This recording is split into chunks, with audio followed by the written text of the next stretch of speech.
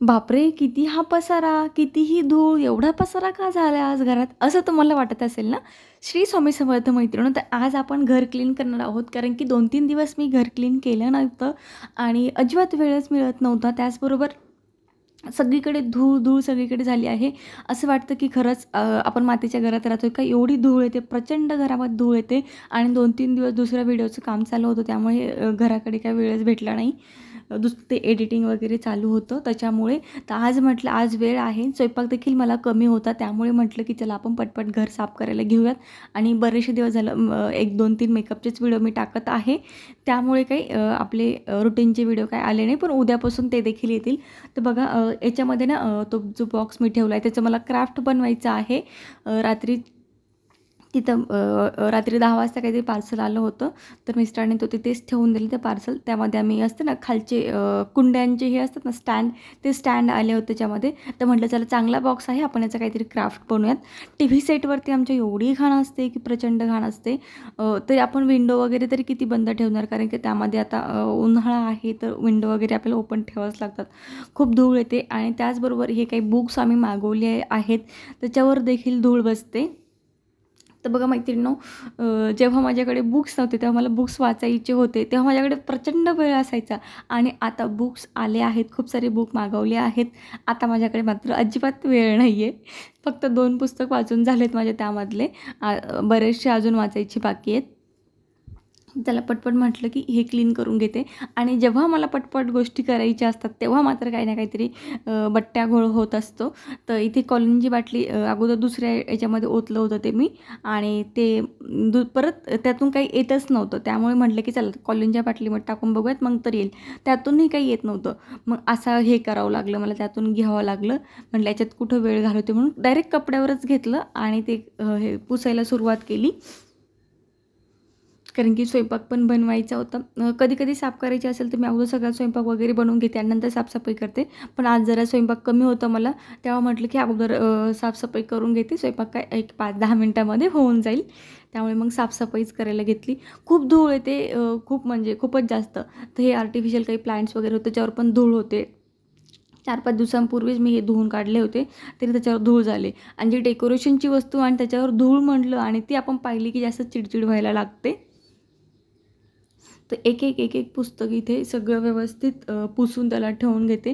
खूप छान पुस्तकं आहे इथे. याच्यामधले 2 मी वाचलेत. एक श्यामची आई वाचलं आहे आणि एक इकिगाई वाचलं आहे. ॲक्च्युली इकिगाई पुस्तक वाचून मला खूप असं पुन्हा यूट्यूबसाठी एक हे आलं की नाही तू रोज व्हिडिओ बनव. काम काय आहे आपलं यूट्यूबवर व्हिडिओ बनवणं.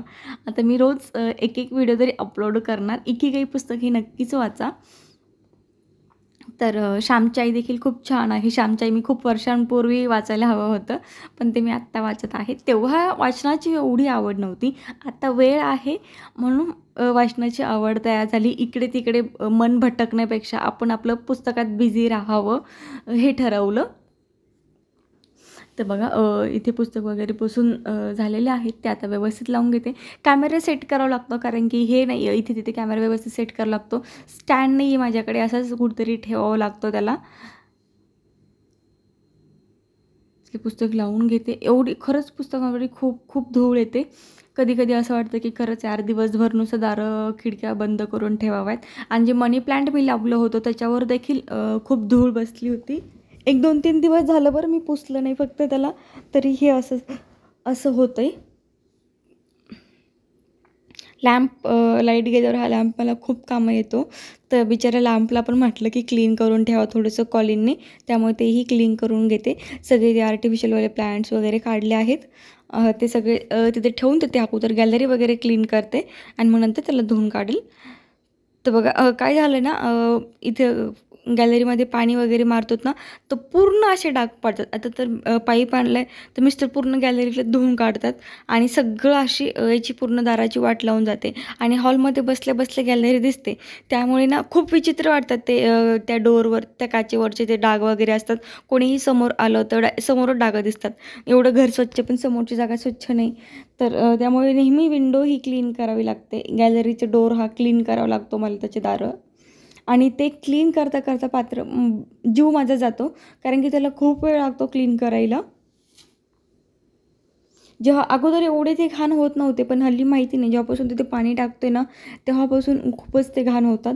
कितीही मी ते खूप सांभाळून पाणी टाकते.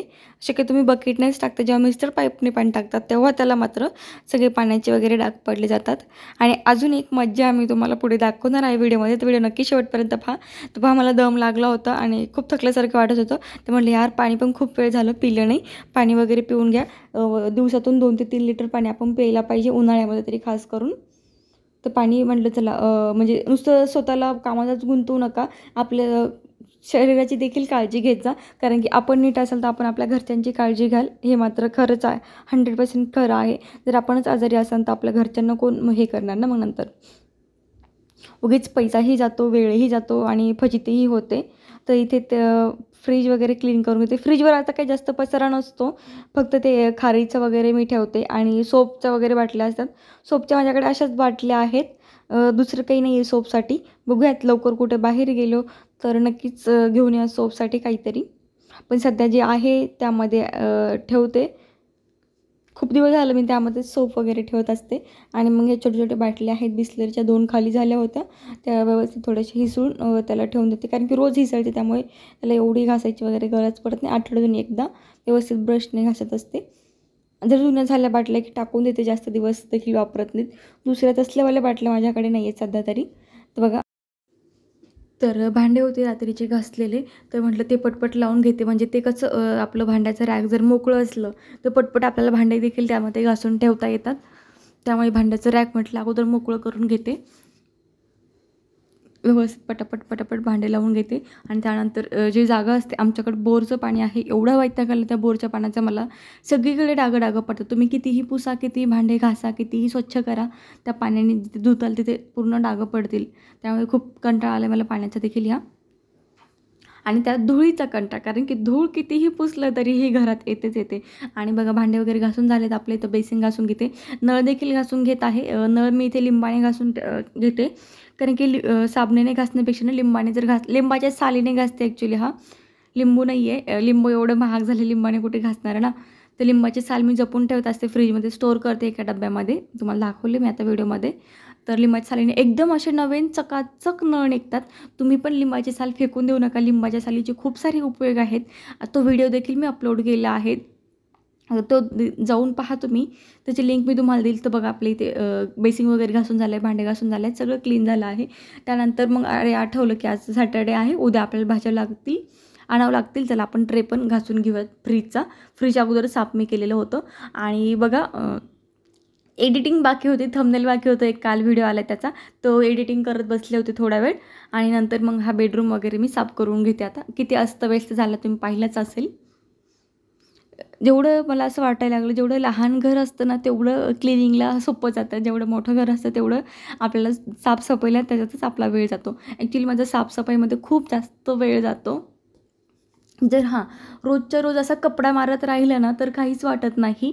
पण असं जर 2-3 दिवस आपलं जर लक्ष नसेल साफसफाईकडं तर मात्र खूप परेशानी होती. 1-2-3 तास आपले त्यामध्येच जातात. आणि जर व्हिडिओ बनवायचं म्हटलं की अजून जरा जास्तच वेळ जातात. बेडवर देखील खूप धूळ येते आणि धूळ जास्त असली की मग नाकात वगैरे वळवळ व्हायला लागतं. त्यामुळे क्लीन केलेलंच बरं असतं बाबा आपलं हे लवकरात लवकर. जास्त दिवस मी ठेवत नाही. फक्त 2-3 दिवस खूप होतात. 1 दिवसाआड वगैरे तर आपलं क्लिनिंग असतंच चालू. फक्त वेळ पाहिजे. बऱ्याचशा जणांना असं वाटतं की अरे छोटीशी फॅमिली काय काम असतं. पण नाही, घरामध्ये भरपूर कामं असतात. असे मला खूप जण म्हणतात, म्हणून मी सांगते एक काम नसतं. खूप सारे काम एकटीलाच मला करायचे असतात. तर बघा इथं बेडशीट वगैरे व्यवस्थित चेंज नाही केली, कारण की आता 2 दिवसापूर्वीच मी तिला टाकलं होतं. अजून आहे ती व्यवस्थित.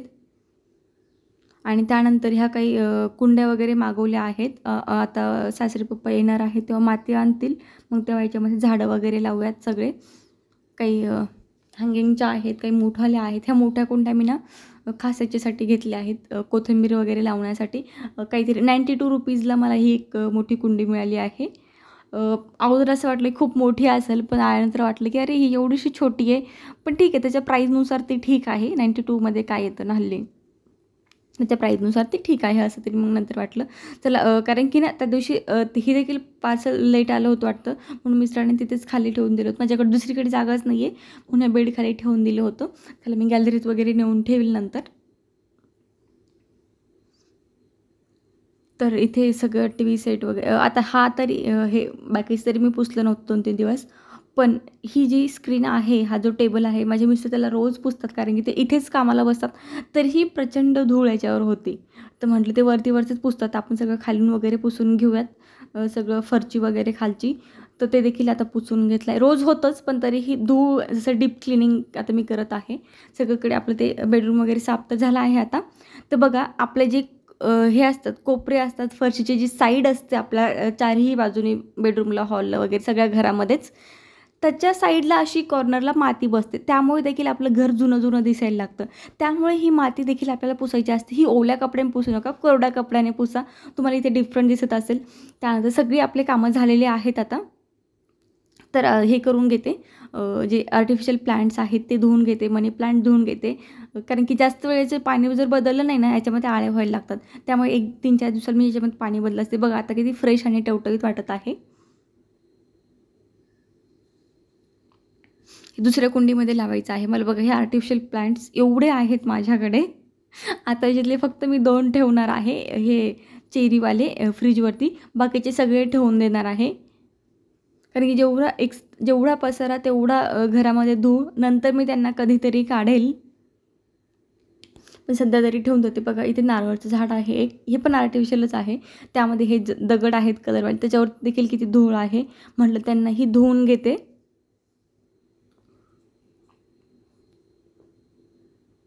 बघा किती धूळ आणि जेवढे जास्त आपल्याकडे काही असेल तेवढी जास्त आपल्याला कामं करावी लागतात. पण हे देखील असणं गरजेचं आहे. याला व्यवस्थित धुवून घेते आणि कपड्यावर सुकत ठेवून देते. पुसून जरी झालं असतं पण म्हटलं नाही आज मनामध्ये होतं की नाही यार याला ना धुवूनच काढते आज म्हणून. ते झाडून वगैरे मारून घेते. सगळी कामं झाल्यानंतर मी झाडू वगैरे मारला आणि अगोदरचा आणि आत्ताचा लुक तुम्ही पाहत असेल घराचा कसा आहे. बघा सगळा पसारा सगळं क्लीन झालं आहे. आता मला ते आर्टिफिशियल प्लांट्स मी ठेवून देणार आहे. त्याला काही काढणार नाही आहे. असं मोकळं जरा छान वाटतं आता मला. तर मैत्रिणींनो आजचा व्हिडिओ कसा वाटला मला नक्की कमेंटद्वारे कळवा. प्लीज कमेंट करा आणि तुम्ही अजूनही सबस्क्राईब नसेल केले चॅनल तर जरूर सबस्क्राईब करा. आणि आणि थांबा तुम्ही ते शेवटचा बट्ट्या घोळ पाहिलाच नाही आहे. तर बघा सगळं क्लीन वगैरे झाल्यानंतर मस्त मी आराम करायला लागले होते आणि त्यामध्ये संध्याकाळीच्या वेळेस आला पाऊस. एक 4 ते 5 वाजता पाऊस आला आणि सगळे गॅलरीचे डोर वगैरे सगळे पुन्हा भिजले. आता पुन्हा मला त्याला उद्या पुसावं लागेल. ठीक आहे आपलं ते चालतंच. पण अवकाळी पाऊस आहे यामध्ये खूप साऱ्या जणांचं नुकसान होतं. खूप म्हणजे असतं ना पावसामध्ये लोक खुश असतात पण हा खुश होणारा पाऊस नाही आहे. कुणाचं उन्हाळ्याचं माळवं चालू असतं किंवा उन्हाळी पीक काढणं चालू असतं त्यामध्ये हा सगळा घोळ करतो हा पाऊस. पण ठीक आहे निसर्गाला आपण रोखू शकत नाही. तर मैत्रिणींनो आजचा व्हिडिओ कसा वाटला मला नक्की कमेंटद्वारे कळवा. चला पुन्हा एकदा भेटूयात अशाच नवीन व्हिडिओसोबत नवीन माहितीसोबत. सध्यासाठी